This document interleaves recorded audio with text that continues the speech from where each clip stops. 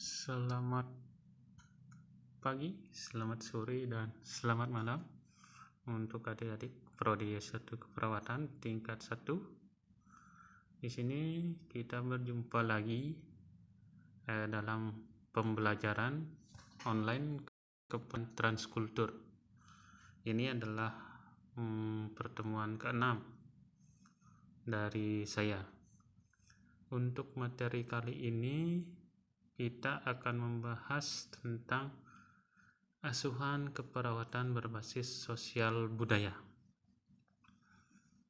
Di sini ada nanti disampaikan beberapa asuhan keperawatan atau perawatan dari berbagai macam budaya yang ada di Indonesia. Sebelum lanjut, nanti bisa dulu ditonton video yang ada di link di layar. Ini bisa di pause dulu, silakan ditonton dulu videonya. Kalau sudah, nanti bisa dilanjutkan untuk membaca atau mendengarkan materinya lagi. Silakan. Sudah? Sekarang kita lanjutkan ke materi. Nah, dalam sebuah proses asuhan keperawatan, perawat harus memiliki pemahaman yang lebih tentang latar belakang dari pasiennya. Ini karena salah satu tugas perawat adalah memberikan pelayanan pada pasien. Pasien diposisikan sebagai klien, jadi setara ya, atau seorang dengan kata lain menyewa jasa seorang perawat untuk merawat mereka. Di sini posisi pasien menjadi lebih berkuasa dari perawat, walaupun sebenarnya saat melakukan proses asuhan keperawatan, pasien akan sangat patuh pada perawat karena untuk menunjang proses kesembuhannya. Selain latar belakang budaya yang amat besar pengaruhnya, perawat juga harus memahami bahwa kultur terbagi menjadi subbab. Jadi budaya, misalnya budaya Bali, tidak semua di Bali itu sama. Di masing-masing daerah per kabupaten mungkin juga ada kebudayaan yang spesifik dari kabupatennya tersebut. Nah, seperti itu contohnya. Mereka terkadang lebih memaknainya dengan cara yang berbeda. Nah, di sini contohnya ada yang dari Jawa, ada kepercayaannya berbeda, tergantung bagaimana mereka memaknainya. Misalnya di sini contohnya, kalau dilihat di bukunya orang Samin yang memakai maknai alam semesta berbeda dengan kebanyakan masyarakat Jawa modern. Jadi tidak menggunakan listrik masyarakat ini, tidak menyekolahkan anak masyarakat Samin yang tinggal di Jawa, tapi secara khusus memiliki pemaknaan sendiri terhadap dunia dan lingkungan hidup mereka. Untuk mengaplikasikan pemahaman mengenai latar sosial budaya yang amat beragam tiap pasien adalah tugas yang berat bagi perawat. Jadi harus bisa kita mengetahui latar belakang pasien dari mana, sehingga nanti askep yang kita laksanakan pada pasien menjadi tepat, sehingga menunjang untuk kesembuhan pasien. Nah, ini contohnya kalau dilihat dari yang diminta di silabus. Pertama, budaya Jawa. Orang Jawa melihat sehat sebagai kondisi yang seimbang antara dunia fisik dan dunia batin. Jadi jasmani dan rohani, fisik dan batin. Sehat itu berakar pada batin. Jika batin berkehendak, maka raga badan akan sehat. Sehat dalam konteks fisik berarti waras. Apabila seorang tetap mampu menjalankan peran sosialnya sehari-hari, mampu bekerja, bersih ke sawah, atau yang lain, maka berarti memiliki gairah yang tinggi dan bisa dibilang orang tersebut sehat. Dalam proses keperawatan, orang Jawa memiliki seseorang yang menjadi penyembuh atau staf kesehatan yang disebut sebagai dukun. Nah, di sini yang dinamakan dukun orang yang mengobati melalui japa mantra. Ada beberapa kategori dukun tergantung jenis dan fungsinya. Ada dukun bayi, dukun pijat tulang, dukun klinik, dukun mantra, dan dukun hewan. Nah, di sana bisa dilihat sesuai dengan fungsinya masing-masing. Beberapa contoh pengobatan tradisional masyarakat Jawa yang tidak terlepas dari tumbuhan serta buah-buahan yang bersifat alami. Pertama ada daun dadap sebagai penurun panas. Mungkin tidak hanya di Jawa ya, di Bali juga dipakai ya. Kalau di arah saya juga ada daun dadap dipakai untuk penurun panas, tapi tidak di dahi. Biasanya sih di bagian perut bawah. Temulawak, nah mungkin ini sudah umum juga. Akar ilalang, mahkota dewa, berutu wali, jagung muda, daun sirih, lidah buaya, cicak dan tokek, mandi air galam, daun simbung dan daun kaki kuda, jahe, air kelapa. Nah, itu mungkin dari sisi dapat dibilang tanaman obat tradisional ya untuk orang Jawa. Sekarang budaya Sunda. Bagi orang Sunda, konsep sehat sakit tidak hanya mencakup fisik tapi juga bersifat sosial budaya. Oleh masyarakat Sunda adalah meriang, istilah lokal yang dipakai masyarakat Muriang untuk demam, nyesirih untuk sakit kepala, yogoe untuk batuk. Mungkin nanti kalau ada yang berasal dari Sunda bisa dibenarkan ya kalau penyebutan saya kurang tepat. Penyakit umum karena lingkungan kecuali batuk juga disebabkan oleh kuman. Masyarakat tradisional Sunda pada umumnya melakukan pencegahan penyakit dengan menghindari penyebabnya. Untuk memberikan pertolongan pertama pada penyakit itu, mereka akan menggunakan obat yang berasal dari warung obat di desa untuk menggunakan obat tradisional. Jadi Sunda juga memiliki pengobatan tradisional. Bagi orang Sunda ada perbedaan cukup terasa antara sakit ringan dan sakit berat. Sakit ringan dapat berjalan kaki atau masih dapat bekerja. Orang yang masih dapat makan minum pun juga dapat sembuh ketika minum obat atau obat tradisional yang dibeli di warung. Orang sakit berat apabila terasa lemas, tidak dapat melakukan kegiatan sehari-hari, sulit tidur, dan berat badan mereka menurun. Konsep sakit ringan, sakit berat bagi orang Sunda bertitik tolak pada keadaan fisik penderita ketika melakukan kegiatan sehari-hari. Berikut adalah contohnya. Sakit kepala, bisa dilihat sakit kepala dibedakan antara nyeri kepala atau nyeri sirah. Nah, ini bisa dilihat ya. Penyebabnya dengan menghindari terkena sinar matahari langsung dan jangan banyak pikiran. Demam disebut orang Sunda dengan muriang atau panas tiris. Mencegahnya dengan menjaga kebersihan udara yang dihisap, makan teratur, olahraga cukup, tidur cukup ataupun minum cukup. Jika masih terasa, langsung mandi, jangan sampai kehujanan. Orang Sunda juga percaya bahwa dengan makan banyak sayuran atau buah, penyakit demam bisa dicegah. Orang Sunda biasanya melakukan pengobatan secara mandiri dengan obat tradisional seperti kompres dengan tumpukan daun melinjo, daun cabai, atau daun singkong. Kalau batuk untuk orang Sunda menyebutnya biasa dengan fohgoi. Lalu ada TBC, batuk sampai mengeluarkan darah dari mulut. Berarti pengetahuannya juga sudah bagus ya. Serta batuk yang terus-menerus dengan suara melengking, orang Sunda menyebutnya dengan batuk bangkong. Ya, gejalanya bisa dilihat nih, gatal tenggorokan, hidung rapat, serta kepala sakit.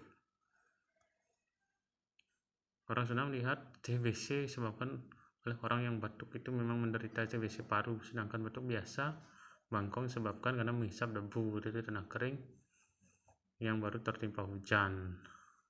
Alergi terhadap salah satu makanan juga bisa menjadi penyebab, termasuk karena makan makanan basi, masuk angin, sampai dengan tersedak makanan yang biasa disebut dengan keselo. Ya, keselo ya, bukan keselo Bali mungkin ya. Orang Sunda menjaga penyakit ini dengan menjaga badan tetap sehat, tidak kedinginan, tidak makan makanan basi, tidak kebanyakan minum es. Umumnya masyarakat tradisional Lima melakukan pengobatan batuk dengan cara membeli obat di warung atau minum air perasan jeruk nipis campur kecap sirih 5 lembar, diseduh dengan air hangat setengah gelas atau rebusan jahe dengan gula merah. Juga secara tradisional ya. Kalau pilek sebut dengan selesma, hidung tersumbat atau berair. Ini penyebabnya adalah kehujanan, menghisap debu kotor, hisap asap rokok serta menghisap air. Untuk mencegahnya, di sini selain kalau badan berkeringat jangan langsung mandi. Kemudian apabila muka terasa panas atau badan, dalam bahasa Sundanya singharap, apa nih ya, singharap, jangan langsung mandi lalu minum obat. Saat kondisi ini terjadi, seorang harus banyak minum air dan istirahat. Untuk mengobati penyakit ini secara tradisional, ya beli obat di warung, juga menggunakan obat tradisional, itu minyak kelapa dioleskan di kanan dan di kiri hidung, kan biar hidungnya lebih plong ya. Budaya Batak, sakit sebagai di sini orang hanya bisa berbaring. Penyembuhannya dengan menggunakan sejumlah medium, di antaranya dukun atau orang pintar mempercayai ada sejumlah penyakit alamiah, sejumlah tipe penyakit supernatural, seperti misalnya dalam kultur Batak jika seorang senang melakukan perbuatan tidak baik, misalnya mengintip, maka seorang tersebut akan bengkak matanya. Kalau di Bali juga mungkin ada ya, matanya itu akan bengkak juga ya. Cara mengatasi bengkak itu adalah dengan air sirih. Ada orang yang dianggap namanya tidak cocok dengan dirinya. Nah, cara mengobati dengan mengganti nama dengan yang cocok. Dalam budaya Batak dikenal juga kitab pengobatan. Salah satu isinya adalah Mula Jadi Namolon, Tuhan Yang Maha Esa bersabda, ya, segala sesuatu yang tumbuh di atas bumi dan di dalam air sudah ada gunanya masing-masing dalam kehidupan sehari-hari. Sebab tidak semua manusia yang dapat menyatukan darahku dengan darahnya, maka gunakan tumbuhan ini untuk kehidupanmu. Orang Batak memiliki raja Batak yang dalam kehidupannya telah diajarkan diturunkan secara menurun mengenai pengobatan, mengenai obatan tradisional mulai kandungan hingga melahirkan di Batak. Untuk perawatan dalam kandungan, masyarakat Batak tradisional menggunakan salusu yang merupakan satu butir telur ayam kampung yang terlebih dahulu telah didoakan. Lalu perawatan setelah melahirkan menggunakan kemiri, jeruk purut, dan daun sirih. Untuk perawatan bayi, orang Batak akan menggunakan kemiri, biji lada yang putih, serta iris jorango. Mungkin untuk istilah atau bahan yang digunakan dalam obat-obatan ini bisa nanti adik-adik searching sendiri ya, untuk menambah pengetahuannya nanti bisa di searching. Perawatan dugu adalah treatment khas masyarakat Batak yang merupakan sebuah makanan khas Batak yang dimakan saat melahirkan dari bangun pagi. Makanan itu terdiri dari daging ayam, kemiri, dan kelapa. Untuk mengobati sakit mata, menurut pesan raja adalah dengan memakan biji sirintak ke dalam mata yang sakit. Sirintak adalah tumbuhan Batak yang dalam bahasa Indonesia berarti mencabut atau mengeluarkan nama ramuannya. Ini rupanya saat dengan tujuan untuk tumbuhan ini. Orang Batak juga memiliki pengobatan tradisional untuk mengobati kulit yang sampai membusuk. Batak. Sekarang ke budaya Flores.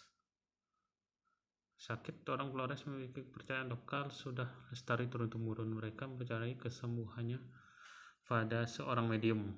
Salah seorang medium yang cukup diakui adalah Damianus Vera. Dami dikenal sebagai penyembuh alternatif yang amat rumit. Kata Svera tidak memiliki latar belakang medis, bukan dokter dan buta huruf, tapi membuka praktek layaknya seorang dokter profesional. Hanya menggunakan pisau melakukan operasi. Menurut Dami ada 3 jenis penyakit yang dikeluhkan pasien. Pertama, jenis penyakit non medis. Ya, bisa dilihat di sana banyak ya. Serang paku, silet, lidi, kawat, beling, jarum. Kedua, penyakit medis, jantung, ginjal, tumor, selang, psikologis banyak. Ketiga, sakit psikologis, banyak utang, stres, sulit hamil. Mungkin ini sekarang banyak ya dialami orang-orang di masa seperti sekarang, terutama psikologis yang stres ya. Menurut kami kunci hidup sehat itu sebenarnya ada pada pikiran yang sehat. Jika pikiran ruwet, penuh beban dan tekanan, justru akan memicu munculnya penyakit dalam tubuh manusia. Yaitu benar ya. Untuk mengatasi penyakit kami mempunyai 7 metode. Pertama, berdoa. Kedua, menggunakan air putih. 3, kapsul ajaib. 4, pijat refleksi. 5, suntik.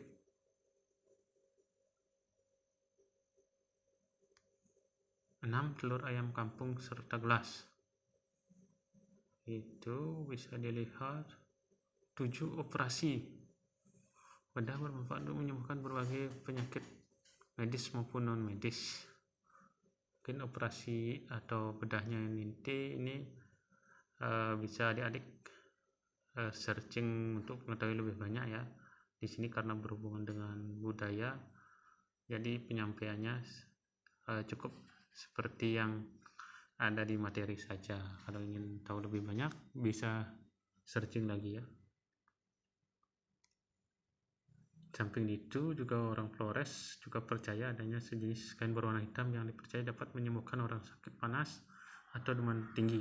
Kain hitam itu diselubungkan atau ditutupkan di seluruh tubuh hingga tidak ada kelihatan lagi. Selama kain hitam itu diselubungkan, orang yang sakit panas itu harus dibuat tetap merasa nyaman hingga panasnya berkurang. Ya mungkin juga bisa ya. Mungkin kalau ada yang ingin mengetahui lebih banyak bisa menjadi bahan penelitian mungkin ya. Selain itu juga ada beberapa pengobatan tradisional orang Flores. Yang pertama, orang Flores percaya bawang merah dapat mengobati batuk. Kedua, untuk mengobati mimisan orang Flores menggunakan daun sirih. Ya sama juga ya, di beberapa daerah lain juga ada menggunakan daun sirih. Daun pepaya yang masih muda biasanya digunakan untuk menghentikan keluarnya darah dari bagian tubuh yang luka. Nah, itu dari pengobatan tradisional dari beberapa daerah di Indonesia ya. Nah, selanjutnya mungkin ini sudah disampaikan dalam materi sebelumnya, manfaat lingkungan asuhan keperawatan berbasis sosial budaya. Pertama, pasien atau klien akan merasa nyaman dan merasa diterima. Identitas dirinya yang sejati. Seluruh pekerja dan elemen dalam alur proses keperawatan dapat bekerja dengan sinergis, bekerja untuk kesembuhan pasien. Kesembuhan pasien dapat tercapai secara menyeluruh karena bekerja sinergis, jadi kesembuhan pasien dapat tercapai secara menyeluruh. Kesehatan suatu masyarakat dapat tercapai maksimal ya. Kan itu yang dapat saya sampaikan untuk materi kali ini. Jadi nanti silakan bisa diulang, didengarkan lagi atau dibaca-baca lagi. Untuk selanjutnya kita masuk ke bagian penugasan ya. Jadi di sini adik-adik saya beri tugas ya. Nah, untuk tugasnya di sini yang poin satunya itu keliru ya, bukan video ya. Nanti petunjuk tugasnya mulai nomor 2 ya, dibuat pada MS Word, isi identitas, salin pertanyaan, tugas dikumpul pada koordinator paling lambat 2 jam setelah mata kuliah selesai di koordinator yang mengumpulkan ke saya. Adapun tugasnya, nah setelah membaca materi tadi dari video ada materi yang diberikan, sekarang kemukakan pendapat adik-adik tentang proses keperawatan yang berbasis budaya sesuai dengan budaya di daerah asal adik-adik. Misalnya langsung aja ambil ke contohnya, adik-adik dari daerah di Bali kan ada banyak kabupaten, misalnya dari kabupaten mana, kabupaten A. Untuk mengobati penyakit ini di daerah saya menggunakan ini.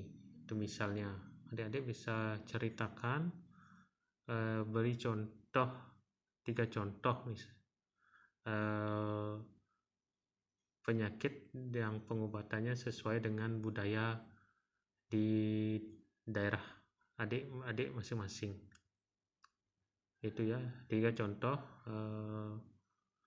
tentang pendapat adik tentang pengobatan berbasis budaya ya, sesuai dengan daerah masing-masing.